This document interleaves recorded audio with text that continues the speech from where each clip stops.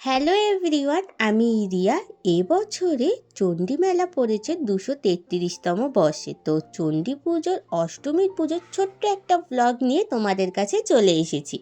এই বছরে চণ্ডী পুজোর অষ্টমীর তিথি পড়েছিল সকাল 8:30 দিয়ে, তাই জন্য মা সকালবেলা একটুখানি কাজ করে নিয়ে ঘরে, তারপরে আমি আর মা দুজনে মিলে রেডি হয়ে 9:30টার সময় বেরিয়ে পড়লাম পুজো দেওয়ার জন্য। তো যেতে যেতে প্রায় আধ ঘন্টা লেগেছিল, কারণ আমাদের বাড়িটা একটু গলির ভেতরে, তাই জন্য রাস্তায় মেন রোডে যেতে একটু টাইম লেগেছিল। 10টার মধ্যে পুজো মণ্ডপে পৌঁছে গেলাম। গিয়ে দেখলাম একটু ভিড় কম আছে, অন্য বছরে বিশাল লম্বা লাইন পড়ে এইখানে পুজো দেওয়ার জন্য, যেহেতু সকাল সকাল অষ্টমীর তিথি পড়ে সেই জন্য। এইখানে পুজো দেওয়ার নিয়ম হলো তোমরা নিজের পাড়ার ব্রাহ্মণের কাছে পুজো দিতে হবে। তো পুজো দিতে দিতে প্রায় তখন 12টা বেজে গিয়েছিল।